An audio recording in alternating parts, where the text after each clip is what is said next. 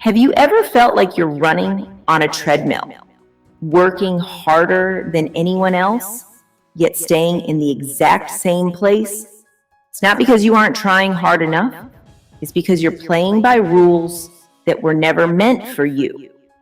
Stay with me until the very end, because the ancient secret I'm about to reveal doesn't just change your mindset. It rewires your reality. There's a book that almost no one talks about out loud in mainstream circles. Yet those who have truly read it claim they have never lived the same way again. It was written nearly a century ago, in 1925, by a woman at a time when society rarely listened to women who spoke about power, wealth, or controlling their own destiny. And yet, this book survived. It survived 2 world wars, the Great Depression, the digital revolution, the rise of the internet, and even the fleeting trends of TikTok. While most self-help bestsellers vanish from memory within 5 years, this one has gained momentum quietly, passed from hand to hand by thousands of people who have discovered something disturbingly simple. Reality follows strict rules, and almost no one knows them. The author's name is Florence Scovel Shinn. What she wrote anticipated by decades concepts that neuroscience and quantum physics are only now beginning to prove. She doesn't talk about luck. She doesn't talk about grinding or endless effort. She talks about laws, immutable laws that, according to her, govern everything that happens in your life, from the money in your bank account, to the love you receive, to the health residing in your body. And the most unsettling part, she says you are already following these laws every single day, except you are likely following them in reverse. Today, I'm going to walk you through 5 of these universal laws, one by one. If you pay close attention until the end, you might realize that you have been sabotaging your own life without even knowing it. Law number 1, life is not a battle, it is a game. Florence opens her most famous work, The Game of Life and How to Play It, with a sentence that shatters the foundational belief of modern society. She says, most people treat life like a war, a constant struggle, a daily battle against the world. But she disagrees completely. For her, life is a game. And like any game, whether it's chess, tennis, or poker, it has specific rules.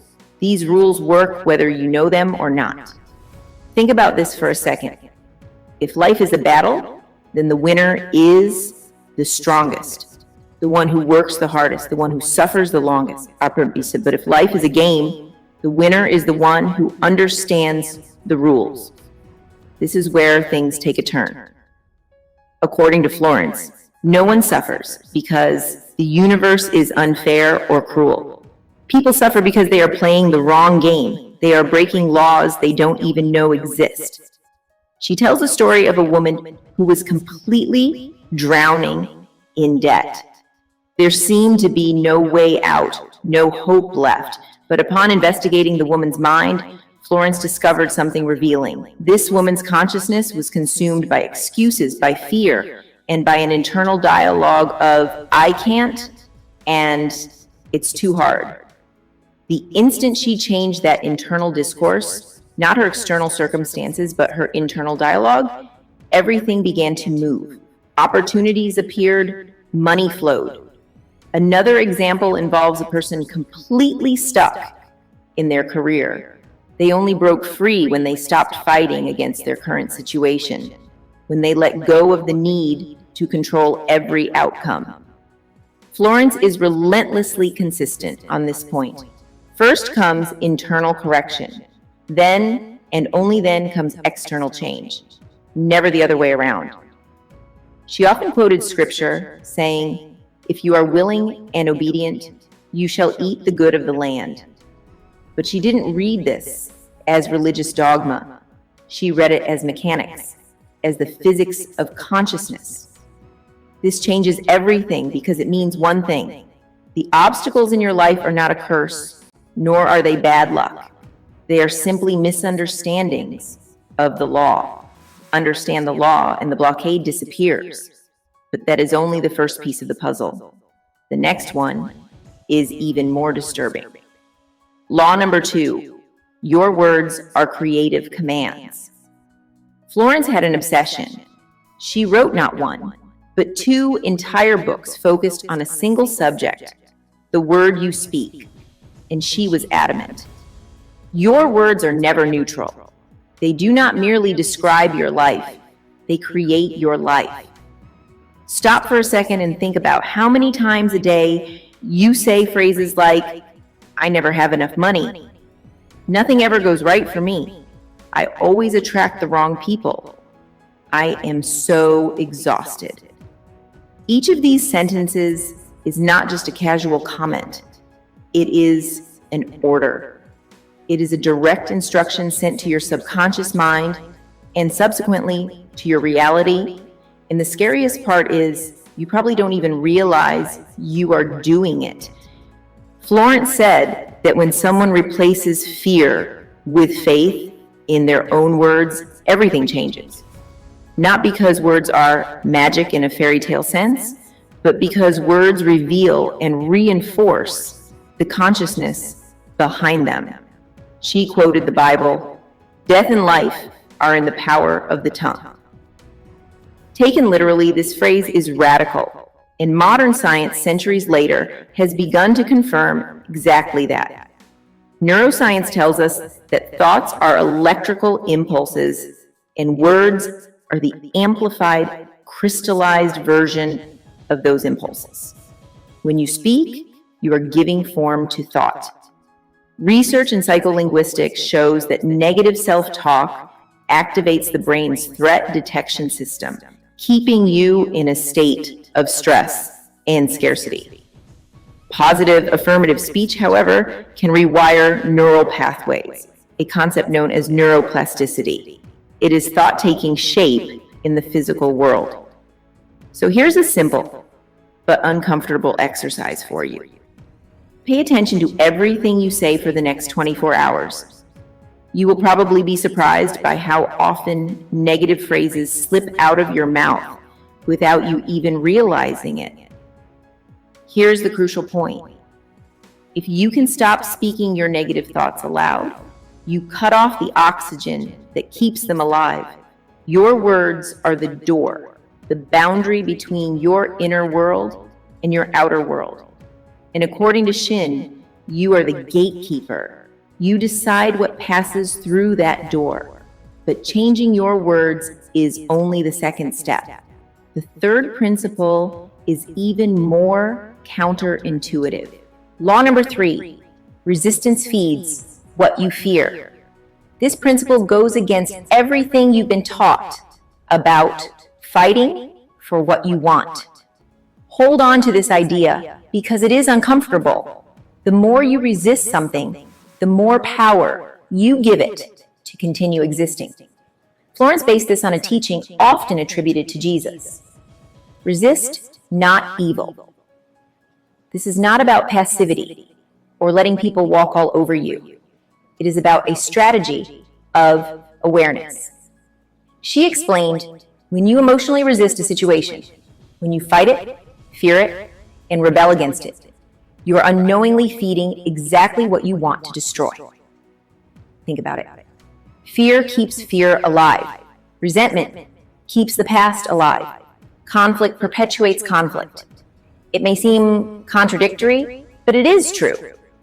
The emotional energy you invest in trying to destroy a problem is usually the same energy that sustains it. Florence has story after story of people who only achieved what they wanted after they stopped fighting, after they gave up the struggle, after they simply let go. This doesn't mean giving up on your goal. It means giving up the internal struggle against your current reality. When you stop resisting, you open up space for a greater intelligence to reorganize things. She quotes another intriguing passage, agree with your adversary quickly. In this context, it's not about agreeing with a toxic person. It's about stopping your internal disagreement with your current reality. That internal friction is what blocks the flow. Here's a simple equation. Desire plus non-resistance equals the desired outcome. But here's the trap. The exact moment you desire something, your mind automatically starts noticing its absence. You think, I don't have time, I don't have money, I don't deserve this. Each of these thoughts is resistance disguised as realism. And according to Florence, if your thoughts create your reality, then maintaining a state of non-resistance is just as important as the desire itself. But this raises an obvious question. If I shouldn't focus on my lack, what exactly should I focus on? The answer is the fourth principle, and it is, without a doubt, the strangest of all, until you understand the science behind it. Law number 4, live in the future before it exists. Florence taught something that seemed like madness at the time. She stated that the mental image always precedes the physical manifestation, always, without exception. She called this mentally occupying the already accomplished state. In other words, you must act, think, and feel as if what you want has already happened long before any evidence appears in the real world. She shared amazing stories to illustrate this. One story involves a woman separated from her husband for years. Instead of crying or begging, she began setting the dinner table every night for 2, as if he were coming home that evening. She did this every single day with no sign that it would work. After 2 months of this exact routine, the husband unexpectedly reappeared, and they reconciled. Coincidence? Perhaps. But Florence documented dozens of cases like this. Another example involves a woman with no financial resources who began making detailed plans and drawings of her dream house, even before she knew if she could ever afford it. Months later, she found that exact house available under terms she could manage. Florence said that faith, in the sense she used it, must follow action, not the other way around. And what is most interesting is that modern neuroscience, almost a century later, has proven part of this. Studies on elite athletes show that those who only visualize their movements exhibit muscle activation patterns equivalent to those who actually train physically. Pianists who only imagine playing a complex piece show in MRI scans practically the same brain activity as those who are physically playing. Your brain does not perfectly distinguish between vivid imagination and real experience. This is precisely where the power and the danger of what Florence taught lies. Because if this is true, it means that right now you are imagining something, and that thing is slowly crystallizing in your life. The question is, are you consciously choosing what you imagine, or are you on autopilot, repeating the same fears and worries over and over again? This brings us to the last, and perhaps most powerful, of the 5 laws. Law number 5. Faith is action before proof. When you hear the word faith, you probably think of religion, of something spiritual, distant, or abstract. Florence completely disagrees. For her, faith is not about believing in God, an angel, or any external force to save you. Faith is simply what you believe in, period. If you deeply believe in scarcity, your faith is in scarcity. If you believe in abundance, your faith is in abundance. There is no such thing as living without faith. Everyone has faith in something. The question is, in what? To illustrate this, Florence retells one of the strangest stories in the Bible. 3 kings from Israel, Judah, and Edom set out to war across the desert. Midway through their journey, they run completely out of water. Their armies, their animals, everything begins to die of thirst. Desperate, they seek out the prophet Elisha, and the instruction they receive is bizarre. Dig trenches all over this dry valley. There was no sign of wind, not a cloud in the sky, no logical reason to believe it would rain. Still, the soldiers, exhausted and dehydrated, obeyed. They dug. And then, the next morning, out of nowhere, a flood surged from the distance and filled each of those ditches.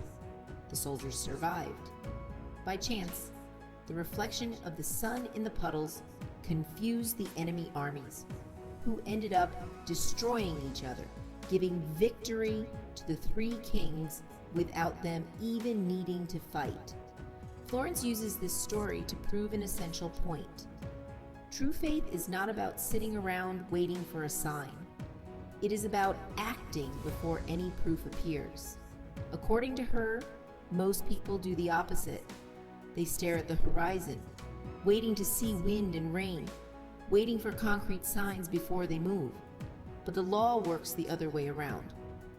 First, you dig the trench. Then, the water comes.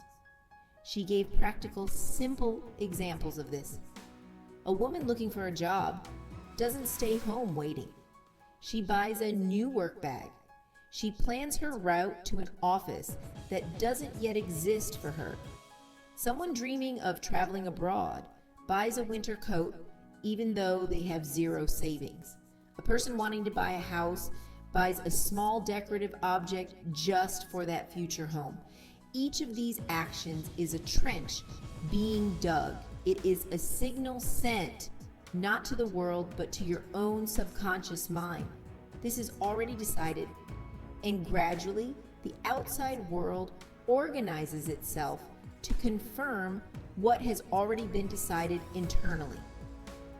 After immersing myself in Florence Scovel Shinn's books, I have come to a conclusion that changes the way I see all of this. She was never just teaching manifestation as an isolated trick or a quick fix. She was describing how human consciousness actually operates. The words you speak, the images you hold in your mind, the resistance you offer or don't offer, and the faith you place, consciously or unconsciously, in something. None of these things are separate. They are different facets of the same mechanism. Your inner world invariably crystallizes in your outer world. And perhaps that is precisely why this little book, written almost a century ago, continues to be read, whispered, and silently shared between generations. Because language has changed, clothes have changed, technology has changed completely. But human consciousness, that remains exactly the same. The game is still being played. The laws still apply, whether you believe in them or not. And the invitation Florence left still resonates in the same way it did when she first wrote those words. Learn the rules, master your consciousness, and watch with your own eyes as your reality begins to reorganize itself. If this content opened any doors in your mind today, let me know. Hit that like button and comment below which of these 5 laws resonated with you the most. I truly read every single comment, and I love hearing your stories. And if you've made it this far, you already know. You are not alone in this quest. There is a whole community of people trying to understand these exact same laws, trying to play this game more consciously. So please subscribe to Beneath Attraction, turn on notifications, and if you know someone who needs to hear exactly this today, share this video with them. Because this journey of awareness is not meant to be undertaken alone. It is meant to be shared.